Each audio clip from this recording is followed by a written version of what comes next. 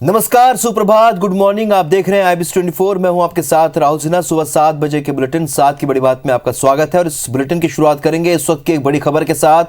दिल्ली से बड़ी खबर, जहां पर केंद्रीय चुनाव आयोग की आज बैठक है। चुनावी रैलियों, रोड शो और अन्य प्रतिबंधों पर चर्चा होगी। चुनावी राज्यों में कोरोना के हालात पर भी मंथन किया जाएगा। चुनावी राज्यों के मुख्य सचिवों के साथ भी चर्चा होगी। बड़ी खबर आपको बता रहे हैं दिल्ली से, जहां पर केंद्रीय चुनाव आयोग की आज बैठक है। चुनावी रैलियों, रोड शो और अन्य प्रतिबंधों पर आज चर्चा होगी। चुनावी राज्यों में कोरोना के हालात पर भी मंथन किया जाएगा। तो चुनावी राज्यों के मुख्य सचिवों के साथ चुनाव आयोग चर्चा करेगा। बड़ी खबर आपको बता रहे हैं केंद्रीय चुनाव आयोग की आज बैठक है। 5 राज्यों में जो चुनाव हो रहे हैं उसे लेकर चर्चा की जाएगी। वहां पर कोरोना के हालात को लेकर मंथन होगा। रैली और प्रतिबंधों पर भी चर्चा होगी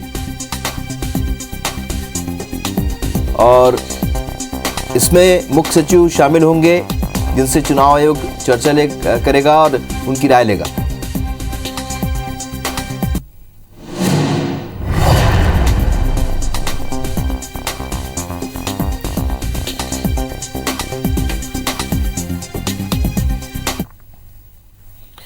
दिल्ली से एक और बड़ी खबर, पीएम मोदी आज मुख्यमंत्रियों के साथ चर्चा करेंगे। छत्तीसगढ़ से मुख्यमंत्री भूपेश बघेल भी इस बैठक में शामिल होंगे। मध्य प्रदेश से सीएम शिवराज सिंह भी इसमें हिस्सा लेंगे। तो वीडियो कॉन्फ्रेंसिंग के जरिए पीएम मोदी से ये चर्चा होगी।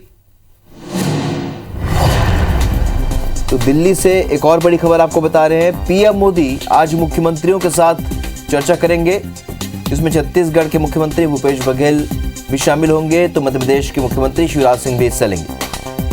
वीडियो कॉन्फ्रेंसिंग के जरिए पीएम मोदी चर्चा करेंगे। जाहिर सी बात है, कोरोना को लेकर भी इस वीडियो कॉन्फ्रेंसिंग में चर्चा होगी।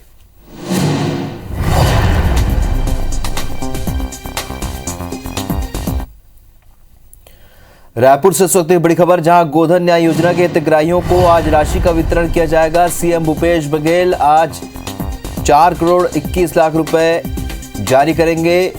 दोपहर 12 बजे ऑनलाइन ये राशि जारी करेंगे।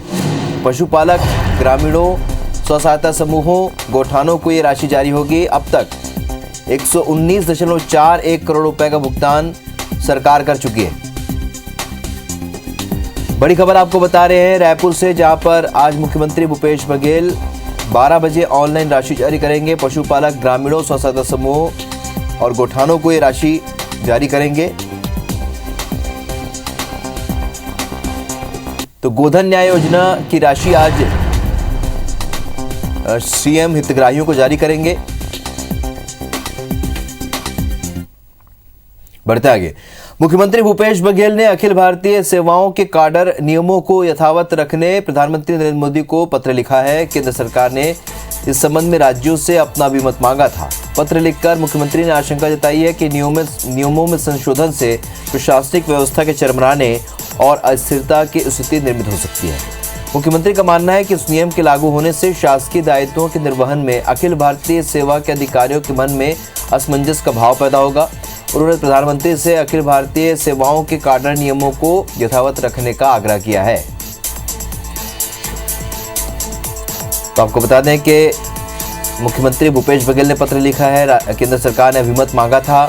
भारतीय सेवाओं के काडर नियमों को यथावत रखने की मांग यहां पर पत्र लिखकर सीएम भूपेश बघेल ने की है और केंद्र सरकार ने इस संबंध में राज्यों से अपना अभिमत मांगा था।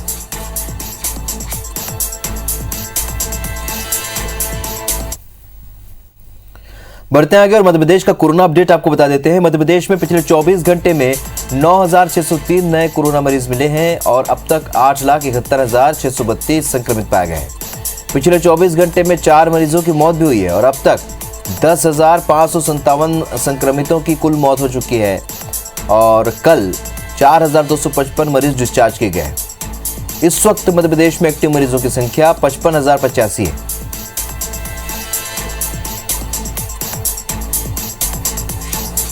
तो 9,603 मरीज मिले हैं, जिनमें 4,255 ठीक भी हुए हैं, 4 की मौत हुई है। बीते 24 घंटे का अपडेट हम आपको बता रहे हैं। मध्य प्रदेश में कोरोना के मरीज अब भी सामने आ रहे हैं, पर मौतों का आंकड़ा अभी उतना नहीं है। एक दिन में 9,000 से भी ज्यादा नए मरीज मिले हैं, तो 4,000 से ज्यादा मरीज डिस्चार्ज भी हुए।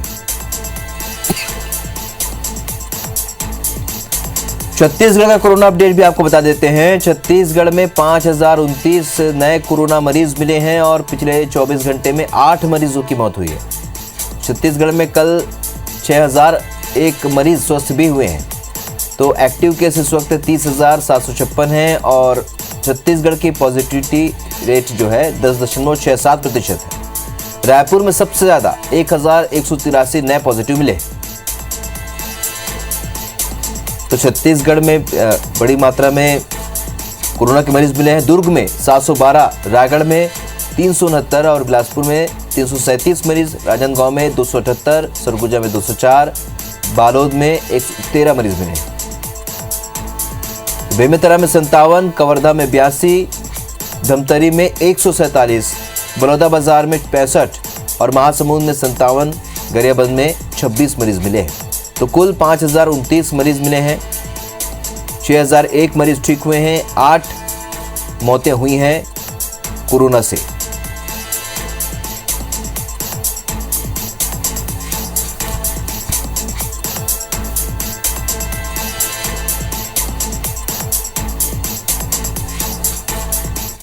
तो मध्य प्रदेश की और ज्यादा अपडेट के साथ इस वक्त हमारी सहयोगी नीलम गुरुवे भोपाल से हमारे साथ सीधे जुड़ रही है। नीलम, जिस तरीके से कोरोना का संक्रमण भी फैला है, उन तमाम विषयों पर आज प्रधानमंत्री की भी चर्चा है, और क्या कुछ खास होगा आज मध्य प्रदेश में? जी बिल्कुल, अगर हम मध्य प्रदेश की बड़ी खबरों की बात करें तो मुख्यमंत्री शिवराज सिंह चौहान आज हैदराबाद दौरे में हैं, जहां पर वो स्थानीय कार्यक्रम में शामिल होंगे।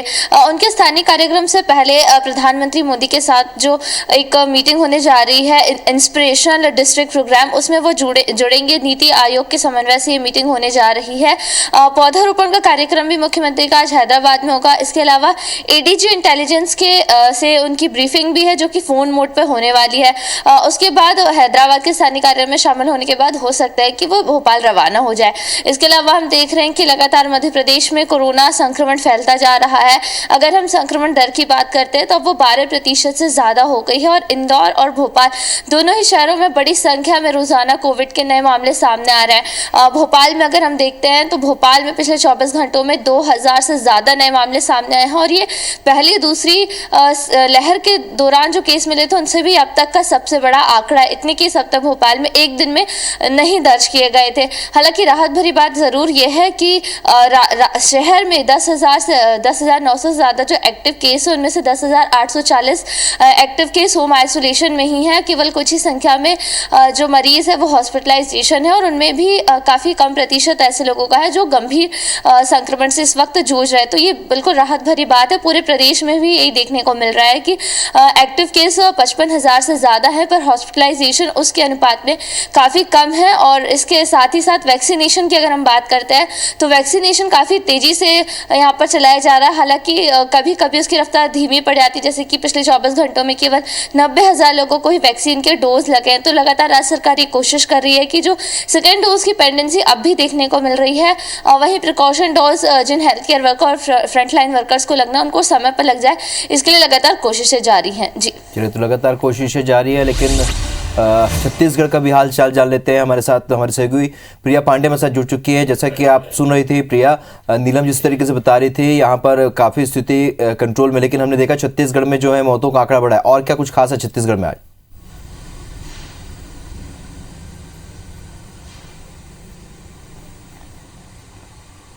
बिल्कुल श्रवण, अगर सबसे पहले राजनीतिक हलचल की बात की जाए तो आज मुख्यमंत्री भूपेश बघेल वीडियो कॉन्फ्रेंसिंग के माध्यम से प्रधानमंत्री नरेंद्र मोदी के साथ जुड़ने वाले हैं। कोरोना को लेकर प्रदेश में क्या स्थिति है, क्या तैयारियां हैं, क्या जरूरतें हैं, इन तमाम विषयों में विस्तार से चर्चा होगी। इसके अलावा मुख्यमंत्री भूपेश बघेल आज गोधन न्याय योजना के तहत राशि जो है वो ट्रांसफर करने वाले हैं। गोपालकों के, किसानों के खाते में ये राशि जो है वो जाएगी। लगभग 4 करोड़ 21 लाख की ये राशि है।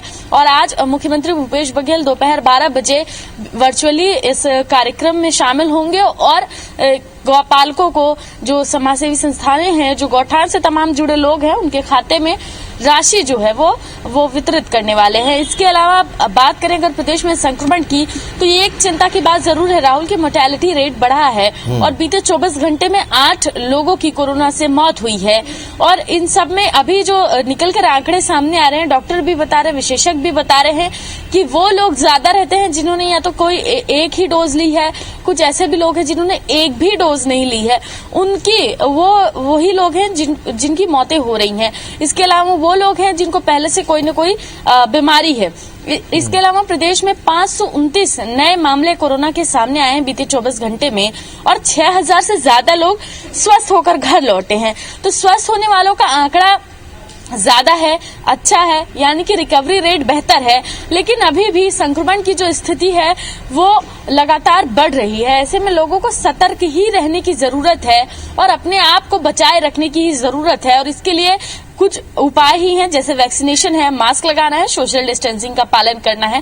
और संक्रमण के आंकड़े भले कम आए, लेकिन संक्रमण अभी हमारे बीच से गया नहीं है, ये याद रखने की भी ज्यादा जरूरत है लोगों को। बिल्कुल, और इसीलिए हम अपने दर्शकों से बार बार अपील भी कर रहे हैं कि सोशल डिस्टेंसिंग का पालन करें, कोरोना गाइडलाइन का पालन करें। आप दोनों का हमारे साथ जुड़ने के लिए बहुत बहुत शुक्रिया। करेंगे रायपुर से मिल रही एक बड़ी खबर का, जहां पर कूलर कारोबारी पर ब्लेड से जानलेवा हमला किया गया है। भनपुरी निवासी कारोबारी वसीम हैदर पर युवक ने हमला किया। हमले में कारोबारी गंभीर रूप से घायल हो गया है। मेकाहारा में उसे भर्ती कराया गया है। तो देर रात घर में घुसकर सोनू नाम के बदमाश ने उस पर हमला किया। आरोपी बदमाश फरार है। हमले का कारण अज्ञात है। खमतराई थाना इलाके की ये वारदात है।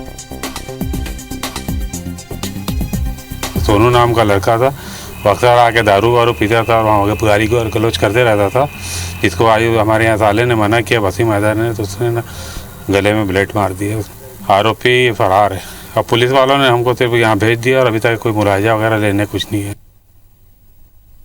तो आपको बता दें कि कल कूलर कारोबारी पर ब्लेड से हमला हुआ है। रायपुर से बड़ी खबर, भनपुरी निवासी कारोबारी वसीम हैदर पर युवक ने हमला किया। तो हमले में कारोबारी गंभीर रूप से घायल हो गया है। मेकाहारा में से भर्ती कराया गया है। देर रात घर में घुसकर सोनू नाम के बदमाश ने हमला किया है और आरोपी बदमाश अभी फरार है।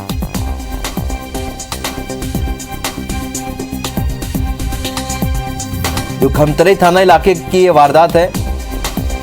तहसीन जैदी हमारे सहयोगी फोन लाइन पर जुड़ चुके हैं। तहसीन, क्या हो रहा है रायपुर में? लगातार चाकूबाजी और इस तरह की घटनाएं और अपराध बढ़ रहा है।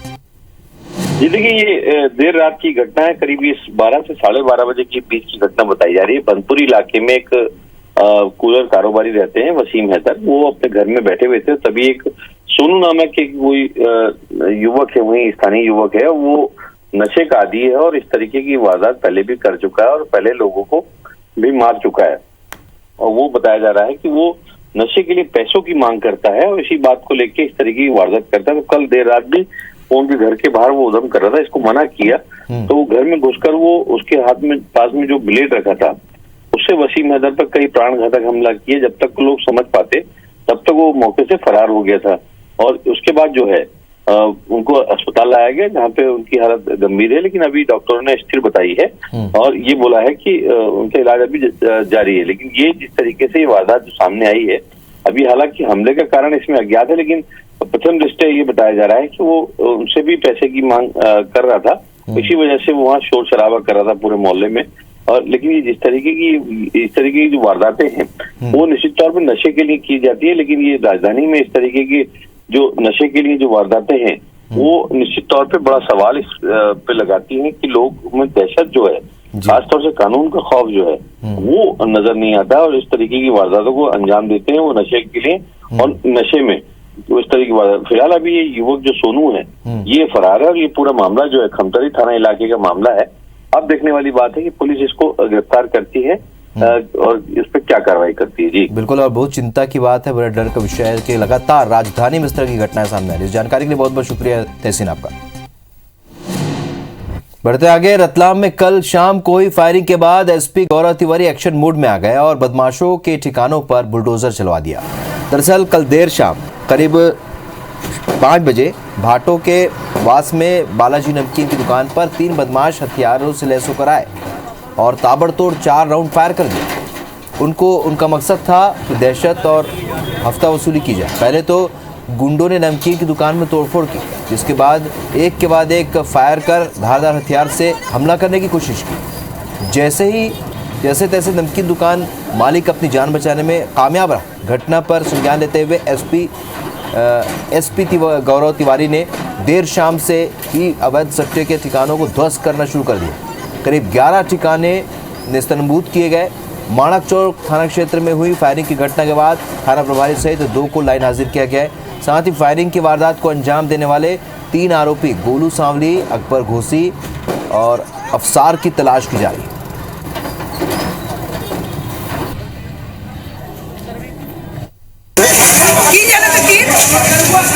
गोली चलाई? हाँ, गोली चली नहीं। कितनी गोलियां चलाई? 4 गोली चली उनने। कितने लोग थे? 3। प्रशासन को मालूम है और बाहर के लोग आकर के यहाँ गुंडागिर्दी करते हैं, तलवारबाजी करते हैं और आज तो गोलियां चल गई, 4 गोलियां चली यहाँ।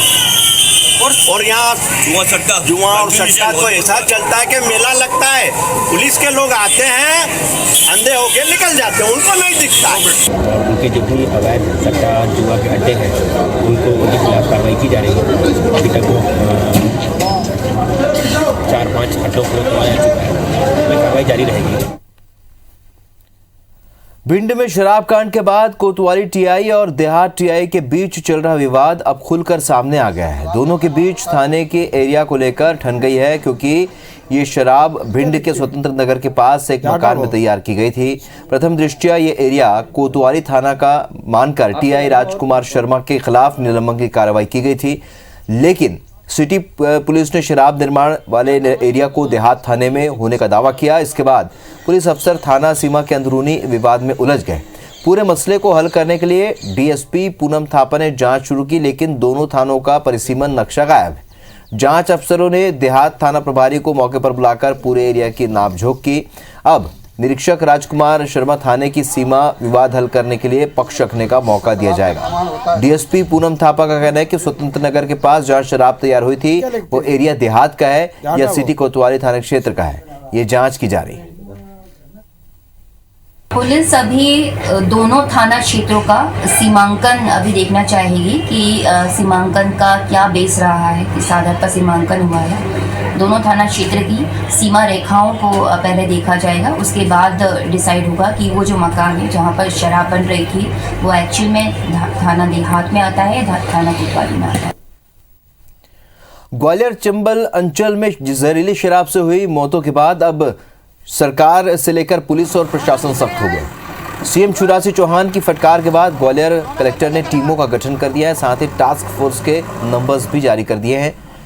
कलेक्टर ने लोगों से अपील की है कि अवैध शराब बनने की सूचना तत्काल आबकारी विभाग के साथ साथ पुलिस और प्रशासन को भी दें। दरअसल 1 सप्ताह पहले भिंड जिले के रौन थाना क्षेत्र में जहरीली शराब से 4 लोगों की मौत हो गई थी। गुरुवार को कलेक्टर कमिश्नर कॉन्फ्रेंस में सीएम शिवराज सिंह चौहान ने जमकर भिंड कलेक्टर और एसपी को फटकार लगाई थी। इसके बाद अब प्रशासनिक अधिकारी अवैध शराब को लेकर एक्शन मोड में आ गए। कोई भी कहीं पे भी ओपी से अगर गड़बड़ शराब बन रही है, कहीं भी खराब शराब बन रही है, उस पर दबिश देनी, कार्रवाई करनी, लेकिन ये बिना लोगों के सहयोग के संभव नहीं है। तो हमने नंबर जारी करने के आदेश दिए थे कि इसको आप नोट करेंगे, कोई भी उसका नाम उजागर नहीं करेंगे, कोई भी आदमी सूचना दे सकता है और हमारी टीम वहां पे जाके कार्रवाई करेगी। नीमच में सोशल मीडिया पर एक युवती का वीडियो वायरल हुआ और वीडियो में युवती अपने प्रेमी के साथ दिखाई दे रही है और एसपी से मदद की गुहार भी लगा रही है। युवती का आरोप है कि उसके परिजन उसे देह व्यापार के धंधे में जबरन धकेलना चाहते हैं और जान से मारने की धमकी दे रहे हैं, लेकिन वो अपने प्रेमी के साथ शादी करना चाहती है। मामले में पुलिस का कहना है कि लड़की के परिजनों ने पहले ही अपहरण की एफआईआर दर्ज करा रखी है। फिलहाल लड़की की तलाश की जा रही है। मामले में हर पहलू पर जांच की जाएगी और देह व्यापार को लेकर उसकी पुष्टि हुई है। थाना नीमच सिटी में उसकी मां ने दर्ज करवाई है कि उसकी लड़की स्कूल गई थी और स्कूल से वापस नहीं आई और इनको चौहान नाम के व्यक्ति के साथ वो बहला फुसला कर ले जाना बताया, जिस पर से थाना नीमच सिटी में अपहरण का प्रकरण पंजीबद्ध किया गया है। भोपाल के अमीदिया रोड इलाके में क्राइम ब्रांच ने मिलावट की आशंका में कल 8 क्विंटल पनीर जब्त किया है। पनीर को आइस बॉक्स के अंदर बर्फ के साथ पैकिंग कर ग्वालियर से भोपाल लाया गया था। खाद्य सुरक्षा अधिकारी देवेंद्र दुबे के मुताबिक क्राइम ब्रांच को सूचना मिली थी कि हमीदिया रोड पर एक लोडिंग ऑटो खड़ा है जिसमें करीब 8 क्विंटल पनीर, मिलावटी पनीर रखा हुआ है, जिसके बाद क्राइम ब्रांच टीम ने ये कार्रवाई की। तो ग्वालियर स्टेशन से भोपाल स्टेशन के लिए बुक हुआ था और हमीदिया रोड पर क्राइम ब्रांच ने इसको पकड़ा है। देखा है करीब इसमें 8 क्विंटल के आसपास पनीर है। मिलावट की जांच करने के लिए हम इस पे सैंपल ले रहे हैं और सैंपल की जांच से ये क्लियर हो जाएगा कि इसमें कोई समस्या है या नहीं है। और अब बात मौसम की करते हैं। छत्तीसगढ़ में आज से सोमवार तक कुछ इलाकों में बारिश और ओलावृष्टि की संभावना जताई जा रही है। मौसम वैज्ञानिकों के मुताबिक आज शाम सरगुजा संभाग और उससे लगे बिलासपुर संभाग के जिलों में 1-2 स्थानों पर गरज चमक के साथ हल्की बारिश के आसार है। वहीं रविवार और सोमवार को दोनों संभाग के 1-2 स्थानों पर ओलावृष्टि के साथ आकाशीय बिजली गिरने की भी संभावना जताई गई है। रविवार को दुर्ग और रायपुर संभाग के उत्तर में स्थित जिलों में कुछ स्थानों पर हल्की से मध्यम बारिश की संभावना है। वहीं बस्तर संभाग के उत्तरी हिस्से में भी 1-2 स्थानों पर हल्की बारिश हो सकती है।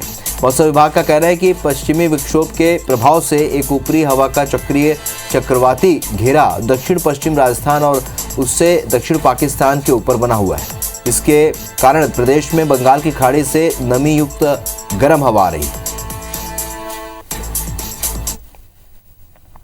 इस बुलेटिन में फिलहाल इतना ही, लेकिन ताज़ा अपडेट के लिए आप बने रहिए IBS 24 के साथ। नमस्कार।